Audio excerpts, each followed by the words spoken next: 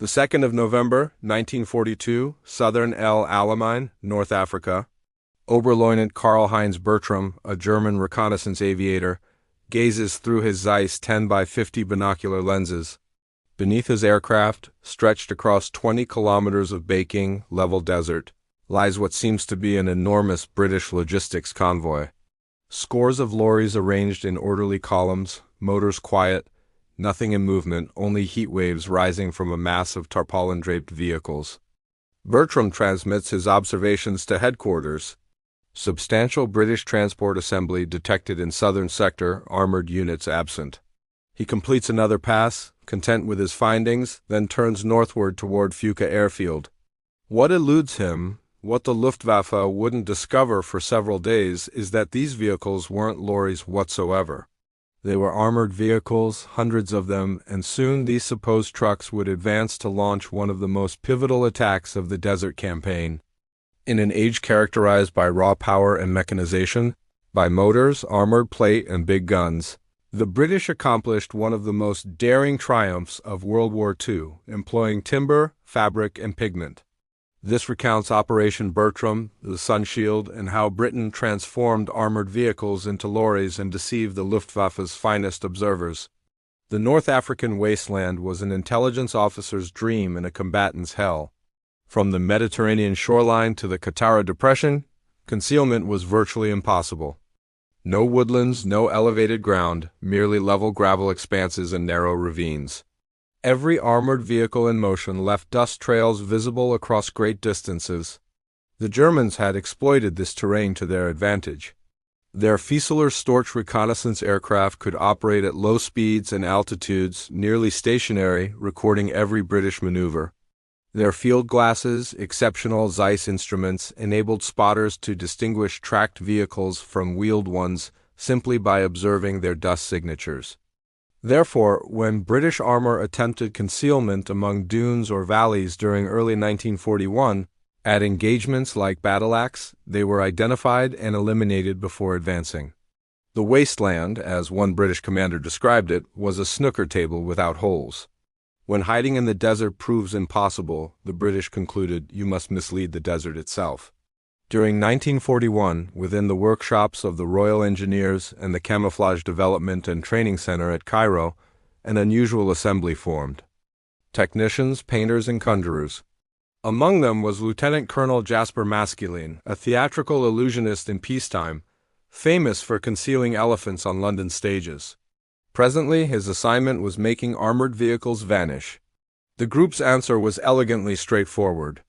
A timber structure, 21 feet in length and 8 feet across, matching a Bedford 3-ton lorry's dimensions precisely. Covered with Hessian fabric, colored in desert tones of tan and amber, with shading to replicate a lorry's contours. When this device, designated the Mark I Sunshield, was positioned over an armored vehicle, it instantly converted it into what resembled an ordinary transport truck from overhead. The genius resided in perspective. Beyond 15 degrees, the standard viewing angle from reconnaissance planes, the vehicle's tracks and main gun became invisible.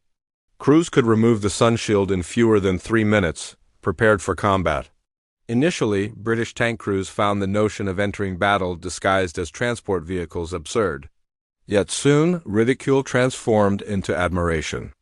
The 18th of November, 1941, as dawn broke over Libya, hundreds of British Crusader, Grant and Matilda armored vehicles remained motionless beneath sunshields in locations German intelligence categorized as logistic zones. Far overhead, German reconnaissance aviators recorded them as non-combatant vehicles. At 800 hours, unexpectedly, 300 armored vehicles shed their coverings, ignited their engines, and charged northward. They broke through Italian positions near Gabrasala and Bir el Gubi, formations completely unaware of any armored presence. The stratagem succeeded. German intelligence positioned British armor 15 miles distant from its actual location. Seized enemy records subsequently revealed authentic shock. The British tanks, they materialize from emptiness, they disappear again, leaving no evidence. It wasn't sorcery, it was concealment. The Sunshield's effectiveness wasn't solely about craftsmanship, it concerned human observation. At 2,000 to 4,000 feet elevation, thermal distortion obscures precise details, identical to how pavement appears to undulate on sweltering days. Under such circumstances, the brain instinctively completes what it anticipates seeing. The Germans anticipated transport vehicles, therefore that's what registered. Every mirage, every heat shimmer, and every indistinct shadow strengthened the deception. This was misleading not merely of equipment, but of human cognition. By October 1942, General Montgomery was organizing the largest British attack of the Desert Campaign, Alamein's second battle. However, to attack successfully, his forces needed to relocate 300 armored vehicles northward undetected. Enter Lieutenant Colonel Charles Richardson, Chief Deception Strategist for Operation Bertram.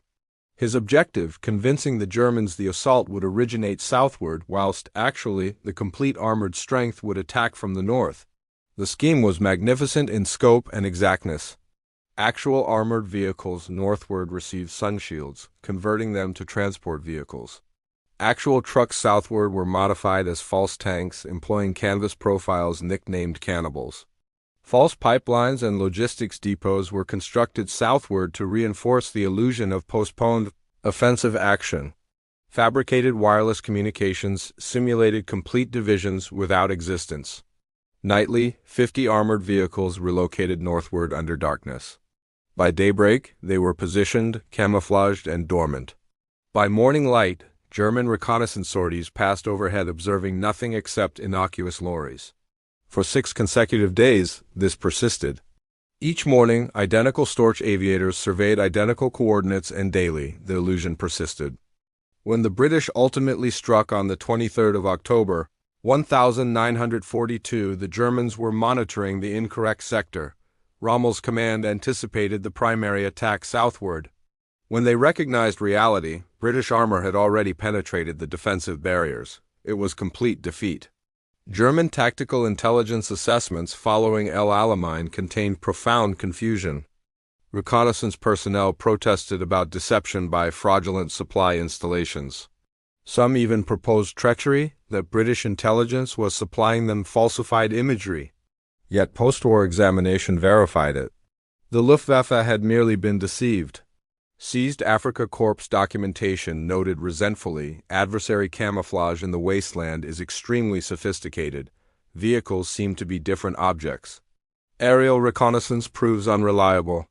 The paradox was that the Sunshield itself was unsophisticated. At proximate range, within 2 kilometers, any experienced observer could identify the distinction. Yet from altitude, with atmospheric distortion and separation, it proved completely persuasive. Each Sunshield required merely 12 pounds to construct, less than 1 tank projectile's cost, yet they produced victories quantified in divisions. Operation Bertram represented a watershed moment, not merely in the desert theater, but in warfare doctrine itself. Previously, deception had been regarded as supplementary, a performer's gimmick. Following El Alamein, it evolved into a systematic methodology. The British discovered that genuine deception wasn't about fabricating flawless illusions. It concerned establishing consistency. Every component, the false armored vehicles, the wireless transmissions, the fraudulent logistics installations, needed to correspond with enemy expectations. Each strengthened identical false interpretations. It was military drama, enacted on a desert-sized platform.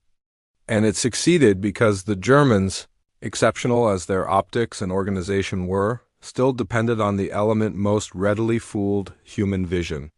By early November 1942, as Axis armies commenced their extended withdrawal westward toward Tunisia, the British had manufactured over 1,400 Sunshields across 7 armored formations.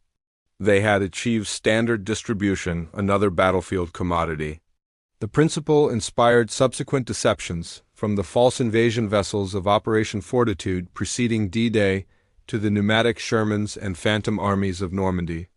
Each of them, somehow, descended from the wind-swept facilities of Egypt, where several soldiers, woodworkers, and illusionists converted timber and fabric into armaments.